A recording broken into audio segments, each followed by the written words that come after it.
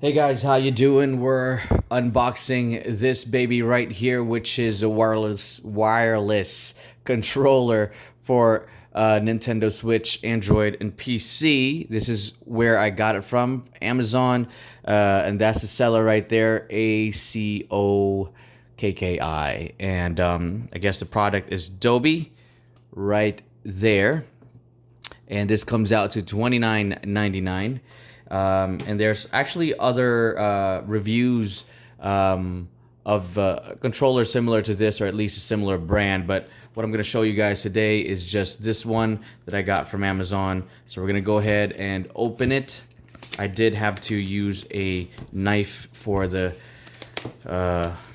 adhesives on the side.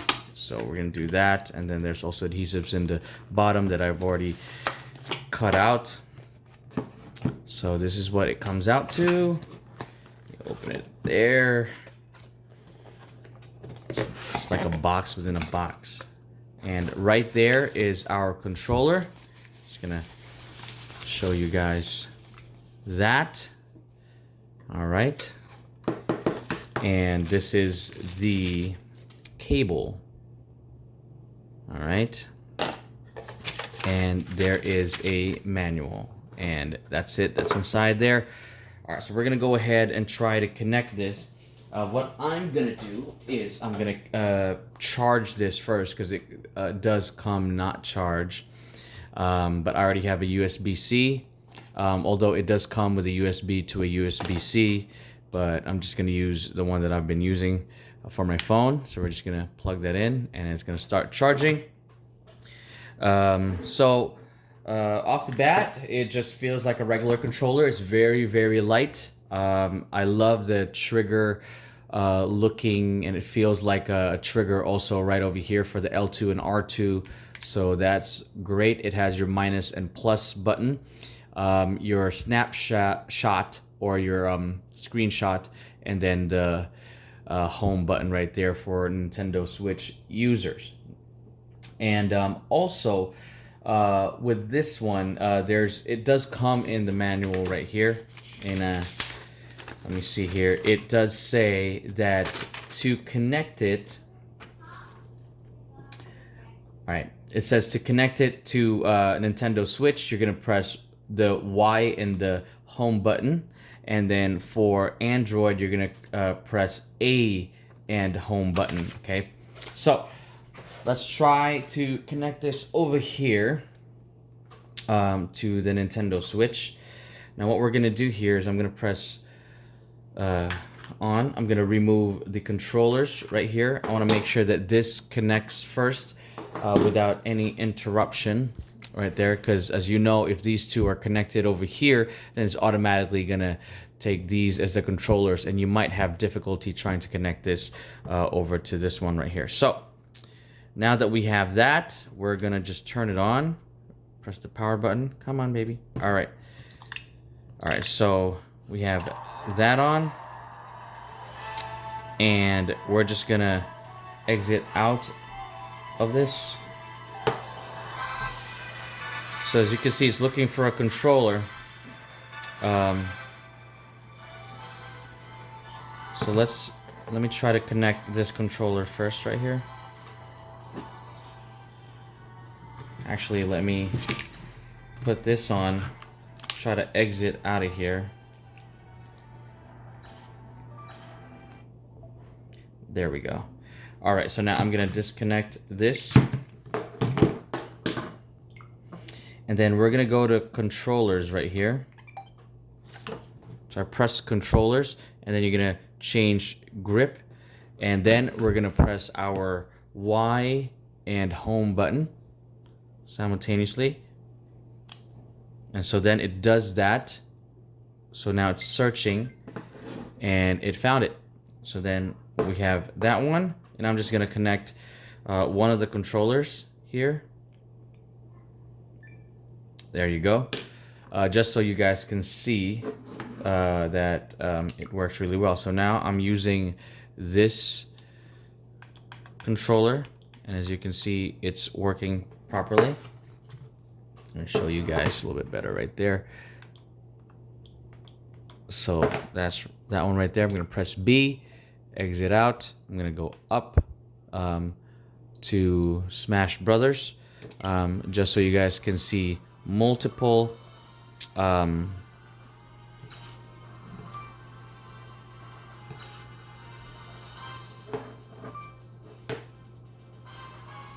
gonna go ahead and exit out of here.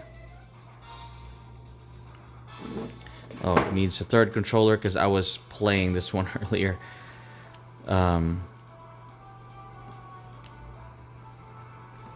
I guess I'm gonna have to go ahead and connect the third controller right now. Actually, you know what? Let's just get out of that game and let's play a different game. I'm gonna close that. All right, so now let's do Naruto. I'm just gonna show you guys that this works pretty well with the Nintendo Switch, with all the buttons and stuff. So then we have Naruto right here. It's gonna open up.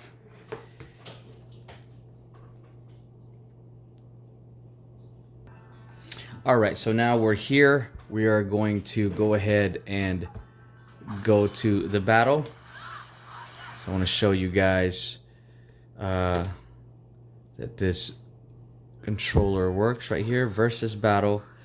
We're gonna go with versus 2 players, so you guys can see that it does work with this one. So I'm gonna press. Is it this one, or is it this one?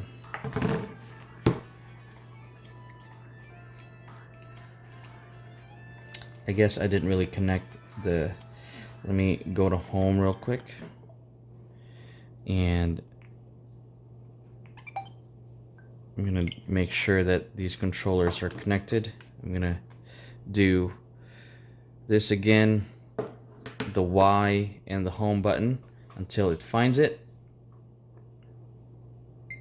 There we go. And then I'm gonna do this for the second controller. I just want to show you guys that it does work alongside the other controllers. So now that we're here, I'm gonna connect the second one right here. Oh, it actually needs a third one. There we go. So now they're both connected. So I guess this one with the game, you need both of these ones. All right. So now that we're good, I'm going to choose an opponent and a stage. All right, so now I'm gonna show you guys this controller right here. So I'm gonna run around, so you can see it works right there. Jump, very good. And that is the kunai knife. And then here we go, this is charge. And then these are the combo attacks. Let me try to see if I can attack this one. And I'm going to use this one to do substitution jutsu. So you can see that. So the L2 works. The L1 and the R1 is usually for when you do team battles. You can have comrades come and help you out. And then the R2 is the block. And as you can see, Naruto is blocking over there. There you go. And then the plus takes you to the menu. And I believe the minus doesn't do anything there. But if you press the plus and then the minus over here, then I believe it'll take you back to... Oh, no. Minus doesn't have any controls in this part of the game. All right. And that's about it. We're going to try to do up button, which will trigger the ramen over there. So, and then the left button. And then the right button. And then the down button. As you can see, it's like triggering all these things right here for the all the up, left, right, and down. All right, so everything works over here, and at the same time, these controllers are also working just as well. So this is perfect for those people who need an extra controller for the Nintendo Switch. We're going to try to connect this one to Android. I don't have my laptop with me right now to connect it to PC, but let's try to connect it to Android. All right, so now to connect it to Android, all we're going to do is you're going to go to the Bluetooth menu right there. And over here, you're going to press the A and the home button at the same time. All right, so that's what we're gonna do. But for now, I gotta turn on the Bluetooth over here on the phone. And hold on for just a second. All right, so now the Bluetooth is on. We're gonna press scan over here on the phone. So it's scanning. We're gonna go down over here and we are going to press the home and the A button at the same time. So I'm gonna go there and then it starts blinking like that. We're gonna go to the bottom and see if we can find this controller. I'm gonna stop and scan one more time. And there we go. So it just showed up right there. It says Gamepad. So I'm gonna click Gamepad. It's gonna pair. And once it's paired right there, so now it's paired. And check it out. I can go up and down with these things, right? Let's see if I can go to home. There you go. And then also, the problem with this type of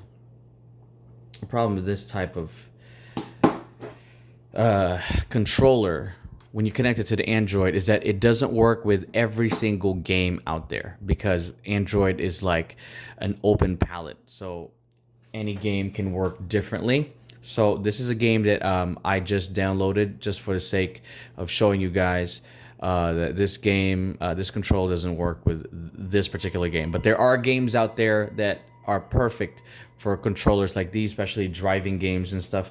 So we're gonna go ahead and go into this battle just so you guys can see the functionality of this one with the Android. It does connect as advertised, but I want to show you guys where it falls short. So right now, right here, I can't move forward or backwards, left or right. These buttons don't work, but I can change directions, if you guys can see that one. So some things do work, right? These buttons don't do anything, but that one fires, and the A opens up the menu, right? This one also opens up the menu and it just goes back out. This one fires, that one fires, and that doesn't do anything. So as you can see, when you play a game like this, you can only stand still and hopefully wait for the person to come close to you before you guys can fire, right? But this does get specific. For example, the X does fire this one right here, so it triggers that left firing gun right there, and then that right, so now it just connected to or locked onto an enemy. So the A does fire that one. Oh, and it disappeared. The enemy disappeared. So let's try to see if we can find that enemy again, and hopefully it will connect. There you go. Now once it connects, the A, you see that, and it fired and activated that part right there. But other than that, the L pretty much activates the middle button, which fires both of them at the same time. So right now, because I can't approach an enemy and they're too far, the missile system is not gonna lock, and so when I do this, it only fires the left one. But this one does trigger both of them. But again, it's useless to play a game like this if you can't move around. So there are options out there that you can do. You can download some. You can download some stuff. There are apps that you can use to map this controller to your phone. Pretty much, you can individually put a joystick, and you can put where area, which area of your phone interface, which area it controls, and so you can specifically put certain buttons for those things and assign them, which is great. But you have to download another app for that one. Other than that, it does connect to an Android, which is what they advertise, and it does work perfectly with the Nintendo Switch. $30 for this one. I say it's still a pretty good deal. Very, very cheap for something like this that works perfectly fine if you're only using it for the Switch.